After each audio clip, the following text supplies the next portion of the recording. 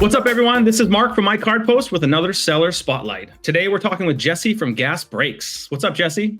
Hey, how's it going, man? Thanks for having me. Hey, man, I appreciate you doing this. Thanks for jumping on.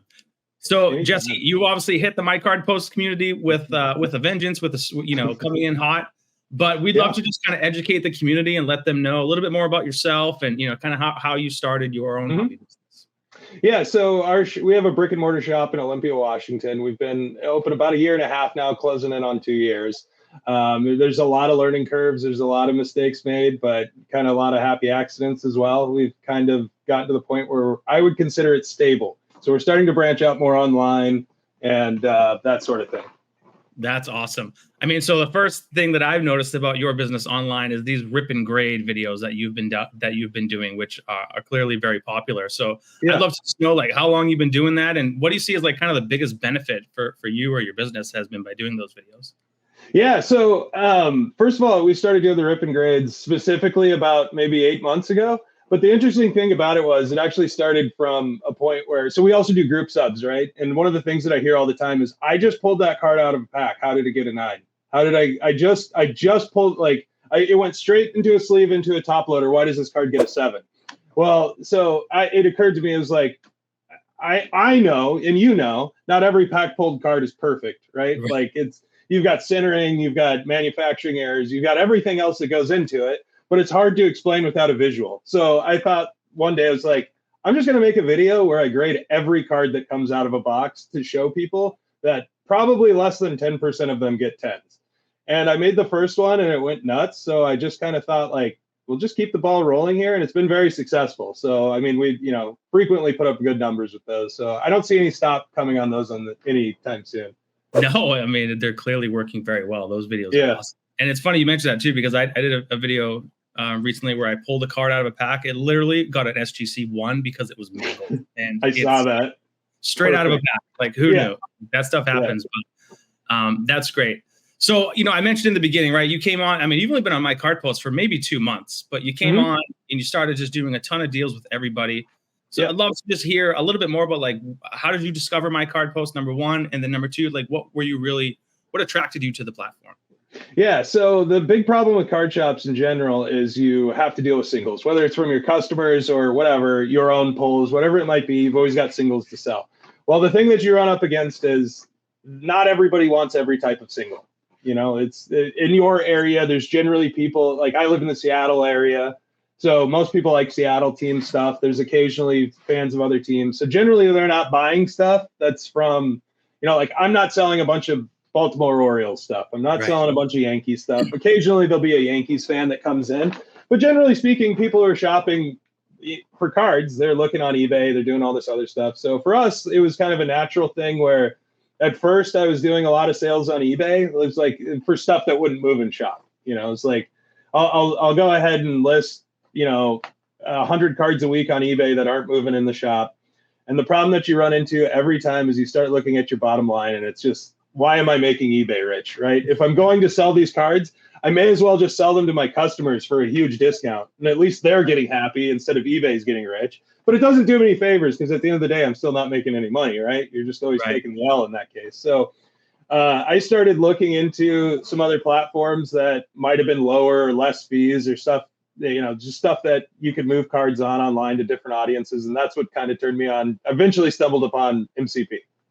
Yeah, that's great. And I think also, too, with some of your rip and grade videos, you're ending up having a lot of this inventory that maybe isn't desirable for people that are walking into your store. Exactly. And, just in seeing a lot of your early deals, you were just trading into more liquid cards for your local market.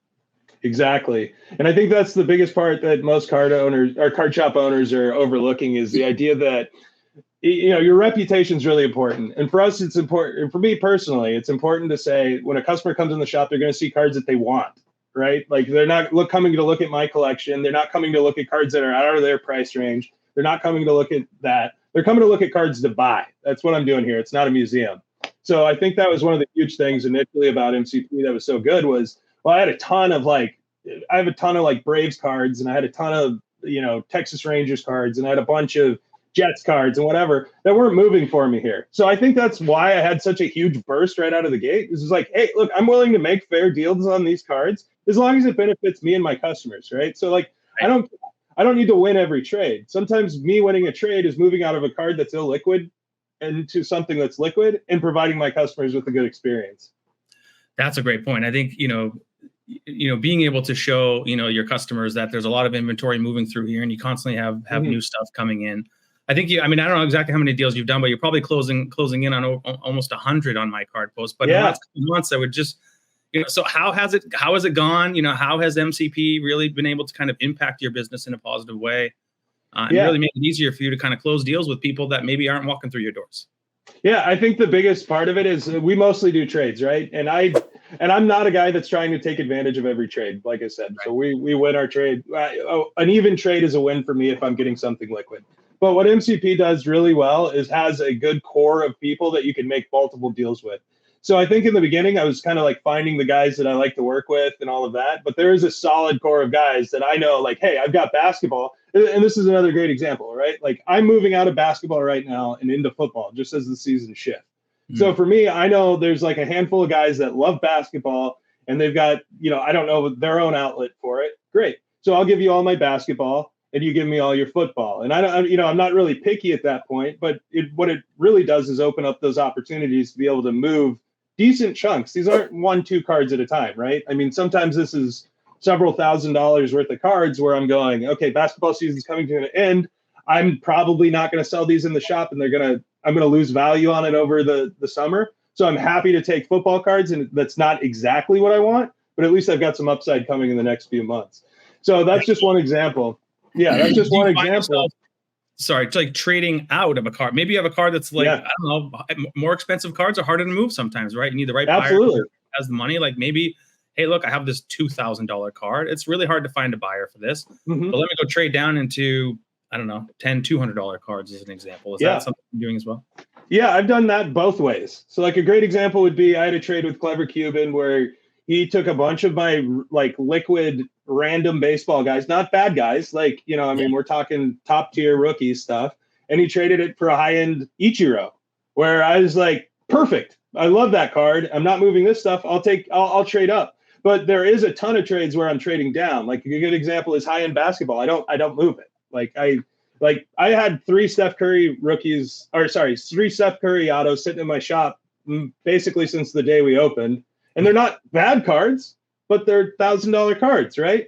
Yeah. And if you don't have the audience that's coming in and looking for $1,000 Curry, well, I'd rather have 10 $100 Jordans, right? Because then at least I'm breaking it up, moving on, getting on to the next thing. And part of that is knowing what your customer base wants, but right. Absolutely. So, I mean, what kind of cards are people going to find on your My Card Post page as an example? Yeah. So at this point, honestly, it's so easy with Mascot and My Card Post combined and how Mascot's also combining Shopify and Square that we have all of our inventory on there. So everything that we have in the shop, we're now fully on Mascot.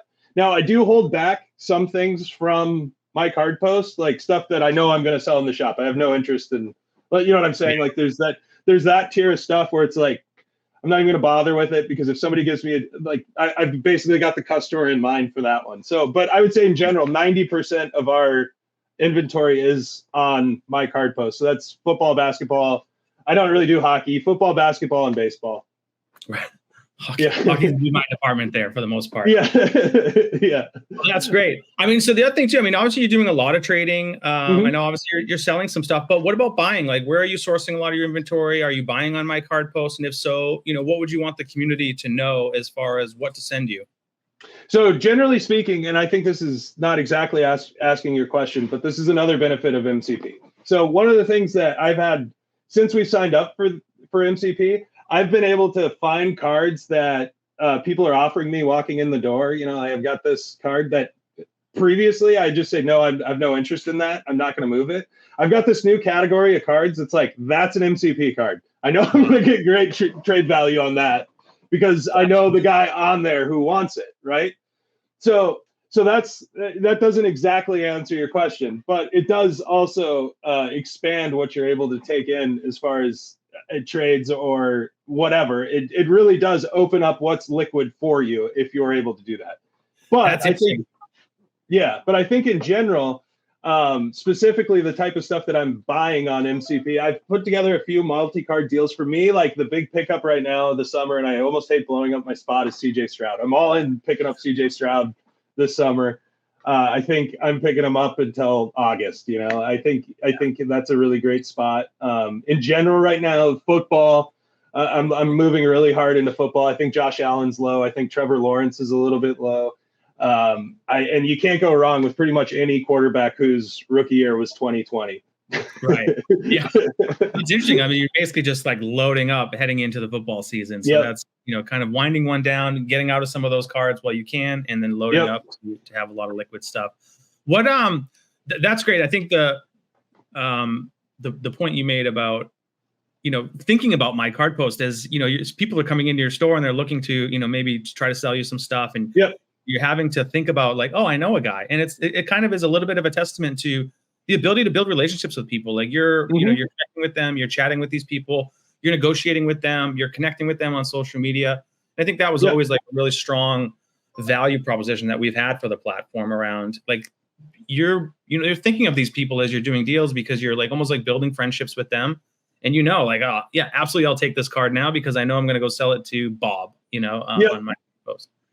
Yeah, and I think honestly, it's an important part of any card shop owner or dealer in general, right? It's like, oh, I've got this in mind. This card. If I pick up this card today, it moves for me this afternoon, right? Like this is not a card I'm going to be holding on to for a very long time. And the plus side to that is, like I said, my Card Post in general, I probably got 10 guys, maybe 15 guys on there now, where it's like I pick up a card with them in mind. It's like, well, if I can get a deal put together on this, and what it does for you in the real world though, is it, like I said, it gives you the ability to say yes to a deal that you wouldn't otherwise. So that's really important for me, because it also makes your customer happy, right?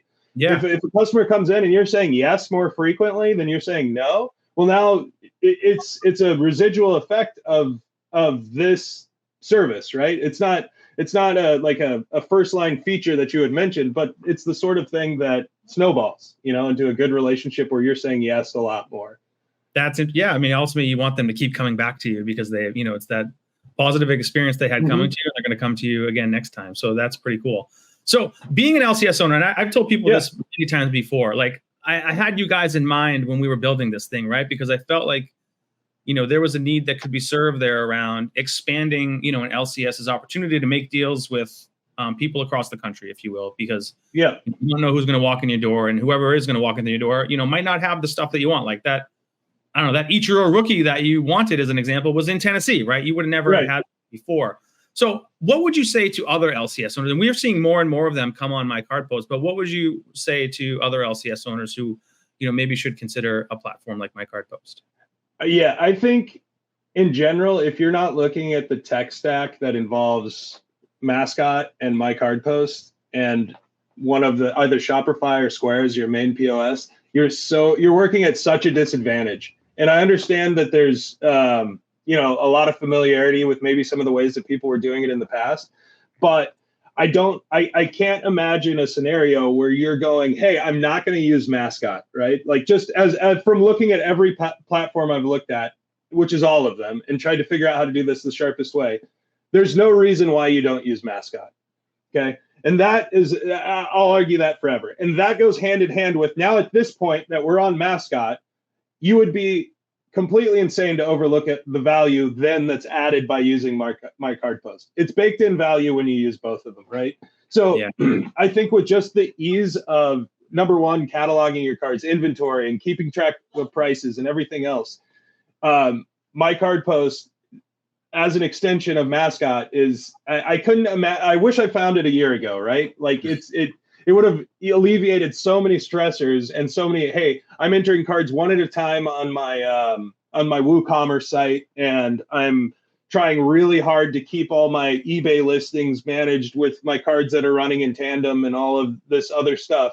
And there's just so many reasons to do it. And one that I didn't mention here in the previous questions was one of the craziest fringe benefits to using My Card Post is, like, during the NBA playoff run, I'll use this as an example. I had a bunch of Jalen Brunsons and I had a bunch of Anthony Edwards. Well, I have a sticker price on my on my card out there, right? And I would get an offer, having all these eyeballs on my cards that I have on my card post. I started getting up more offers on these cards, and I knew that those prices were going up. But as I'm looking at these offers, I go, oh, I need to recheck that, right? So it's almost like having a second set of eyeballs on everything, keeping your prices in line. So I have an employee, and he was like, oh man, we got cooked on all those cards. And I was like, I'm not even worried about it because I have them all listed on MCP. And if they were that far off, somebody would have bought them. Right. You know what I mean? So Absolutely.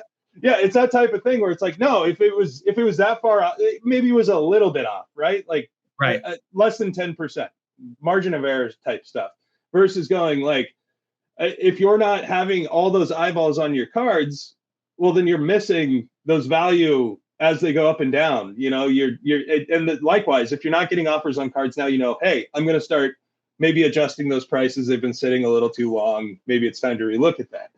But I guess my greater point is if you're just waiting on people to walk through the door and tell you that your price is wrong, it's never going to happen. You know what I mean? They just go, oh, yeah, thank you. I'll take that one. You know? Right. Well, I mean, that happens online too. If your prices are way off, I mean, most people will just, you know what, it's probably not even worth my time. I feel uncomfortable lowballing this guy, you know, based on more recent comps. And, you know, so sometimes people, you know, the buyers just move on and go try to find something else of interest. But yeah. And I guess my greater point is like it's happened with every like spike I've seen in cards recently. As they're going up, I start getting more offers on that type of card, and I go, oh, okay, yeah, I need to look at my pricing on those. Maybe it's a little too good, you know. Like I mean, the Anthony Edwards one is a great example because I've never had, you know, more people reach out around, you know, oh man, I can't believe that card sold. Like I should have jacked the price up 300%. Well, I mean, it lasted like 5 days, the surge in pricing. Now I think it's going back down, but maybe it's the exact peak, but to that point, I was able to, you know, this is a zero sum game, right? For every winner, there's a loser. And I think that specifically around the Edwards stuff, I let go of an Edwards auto PSA 10 for like $400. Like, I mean, it was a rookie auto, you know, and I let go of it like right at the start of the playoffs, and I moved into some stuff that I'm happy with, but you just can't sweat it, right? You're just making the right decision at that time. Yeah. You can't. It's too hard. Yeah, it's too hard to predict the future. Yep. So, well, Jesse, this is great. Really appreciate it. Is there anything? Where can other people find you? That'd be one good thing to start with. You know, people want to follow you. Yeah. So our big push is on Instagram. It's just @GasBreaks. Super easy. We've got a website coming out soon, but in general, that's where you can find us to keep up to date with all of our stuff and watch I try to make as much content as I can a week. I'm kind of busy around the shop, but I try to put out quite a bit. So if you enjoy card content, come check it out. Yeah, that's awesome. And if anyone is looking to make some deals with Jesse on My Card Post, you can find him at mycardpost.com/gasbreaks.